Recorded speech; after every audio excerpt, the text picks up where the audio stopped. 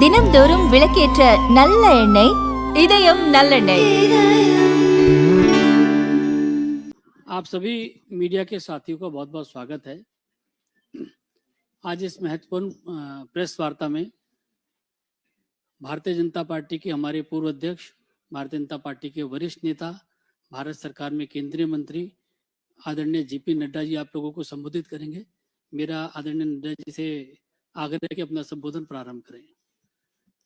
मित्रों, ये जो स्टूडेंट्स की डिमांड है, जिस विषय पर उन्होंने मुद्दे उठाए हैं पेपर लीक का, सबसे पहले तो मेरा आग्रह है कि हमें इसका राजनीतिकरण नहीं करना चाहिए और इसमें से राजनीतिक लाभ लेना उचित नहीं है।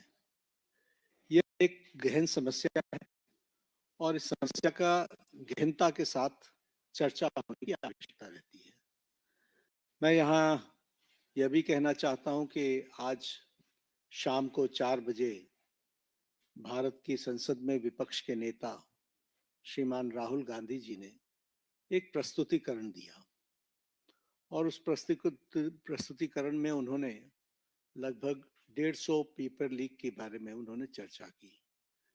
ये जांच का विषय है और सरकार एक जिम्मेवार सरकार है, इसलिए निश्चित रूप से हर एक बात का जवाब जांच के साथ साथ जनता के सामने, देश के सामने दूध का दूध और पानी का पानी रखेगी। लेकिन मैं ये जरूर कहना चाहता हूं कि जो सरसरी तौर पर मुझे ध्यान में आया है, जो मैंने पेन डाउन किया है, वो आपके साथ में जरूर चर्चा करूंगा। अगर मैं बात करूं जम्मू कश्मीर में सर्विस सिलेक्शन बोर्ड के एग्जामिनेशन में पेपर लीक हुआ, जहां पर कांग्रेस और एनसी की सरकार है, नेशनल कॉन्फ्रेंस की। उसी तरीके से Himachal Pradesh school examination board में उसमें पेपर लीक हुआ, जहां कांग्रेस की सरकार है। उसी तरीके से झारखंड में JAC में हिंदी और साइंस के पेपर लीक हुए झारखंड, जहां पर कांग्रेस और झारखंड मुक्ति मोर्चा की सरकार है।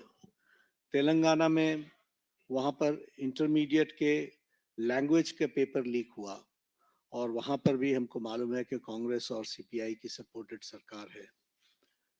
तेलंगाना में SSC में लैंग्वेज के पेपर लीक हुआ और वहां भी तेलंगाना में कांग्रेस पार्टी और CPI की सपोर्टेड सरकार है।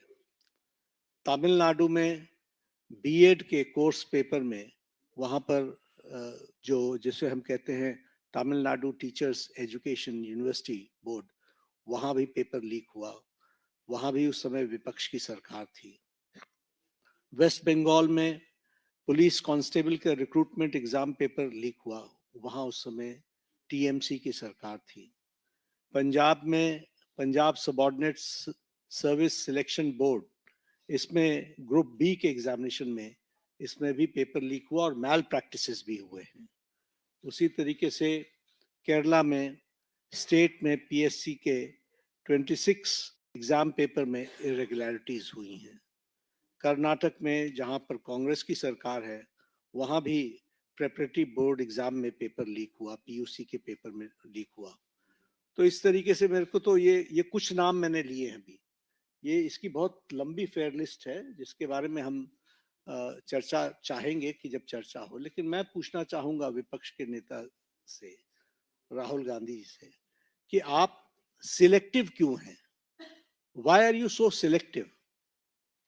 आपने UPA की और UPA के सपोर्टेड सरकारों को, जिसे हम इंडी गठबंधन कहते हैं, इंडी अलायंस कहते हैं, उनकी गवर्नमेंट्स के बारे में आपने क्यों नहीं चर्चा की?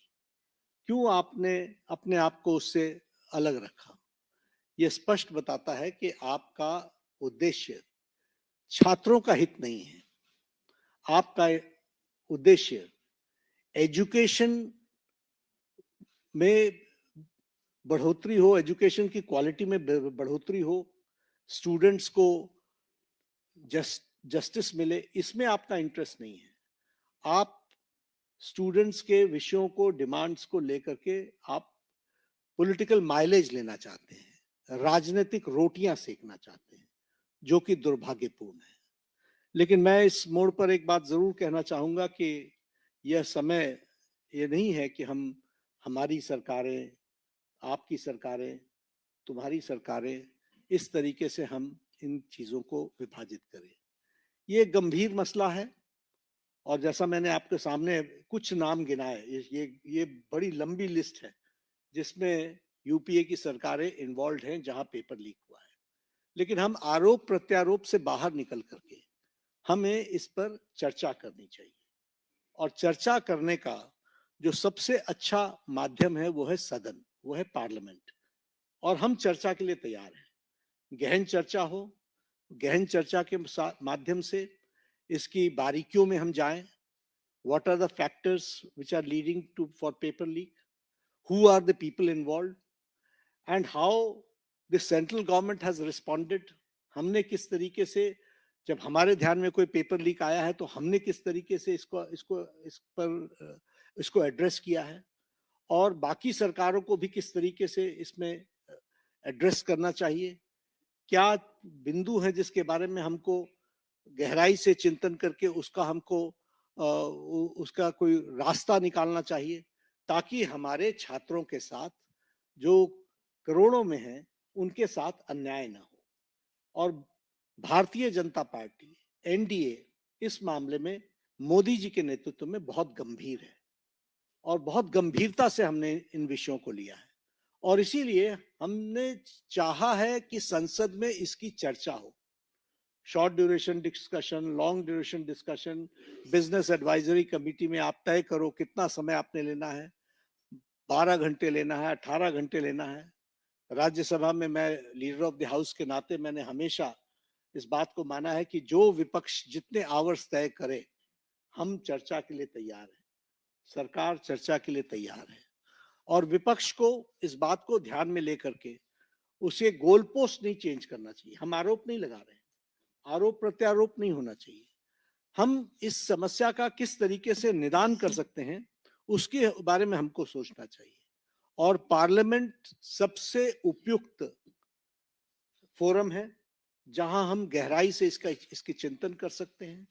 ड्यूरेशन विपक्ष तय करे और उसमें हर एक एस्पेक्ट्स के बारे में चर्चा हो और हम कोई ठोस नीति लेकर के आए, क्योंकि बच्चे कोई हमारे हैं, आपके हैं, वो देश के भविष्य हैं और देश के भविष्य की चिंता करना हमारी जिम्मेवारी है और हमारी जिम्मेवारी में सरकार के साथ साथ विपक्ष की जिम्मेवारी भी है।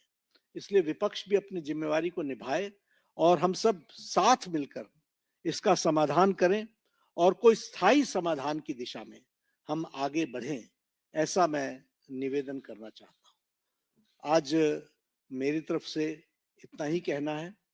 मैं फिर आपको आश्वस्त करता हूं कि मोदी जी के नेतृत्व में चलने वाली सरकार जिम्मेवार सरकार, रिस्पॉन्सिबल गवर्नमेंट, रिस्पॉन्सिव गवर्नमेंट, ये हमेशा आतुर है कि सभी बातों की संसद में चर्चा होनी चाहिए और हम चर्चा के लिए तैयार हैं। एक मिनट 2-3 सवाल ले पाएंगे, ज्यादा सवाल ले नहीं पाएंगे हम लोग। आमोद राय।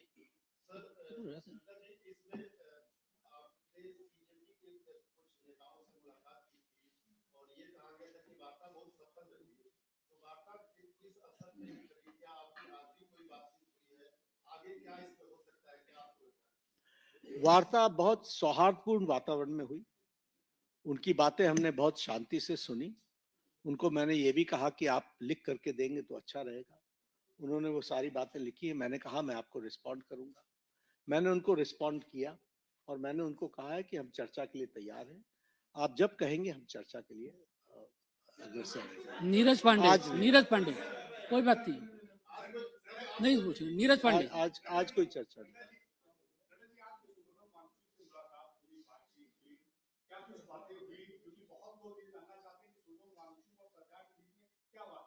नहीं, हम तो उनका हालचाल पूछने गए। उनकी शिफ्टिंग हुई सफदरजंग से, हम वो मेदांता में पहुंचे। तो एक तो वो आईसीयू में थे तो वहां पर बहुत रिस्ट्रिक्टेड वातावरण होता है। लेकिन उसके बीच में हमने उनका हालचाल पूछा, उनके बेटरमेंट की बातचीत हमने की और हमने कहा कि आप अपना अनशन तोड़िए और आप मुख्य धारा में शामिल होकर के बच्चों को सही डायरेक्शन की तरफ आप ले जाए। हमारा सरकार सारी विषयों के बारे में चर्चा करने के लिए खुली है और वो हमेशा उसको एड्रेस करेगी। तो उन्होंने कहा ठीक है, हम इस पर आपको आई विल रिस्पॉन्ड बैक। आज उन्होंने पत्र लिखा है मुझे, ओपन लेटर लिखा है, हम उस पर जवाब देंगे और जवाब दे करके वार्ता आगे बढ़े, इसकी हम चिंता करेंगे। जतिन ठक्कर,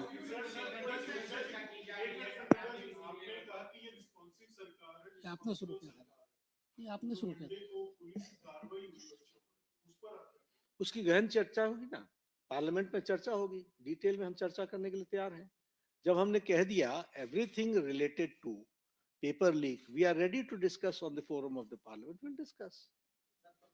चलिए हम एक एक सवाल कीजिए। नहीं, इस तरीके से नहीं होती, हम चर्चा के लिए तैयार हैं, वो पार्लियामेंट में होगी, वो अपनी बातों को रखे, सरकार जवाब देगी। शर्मा जी पूछो, लास्ट सवाल आप जल्दी पूछो। मैं पार्लियामेंट में चर्चा करेंगे ना।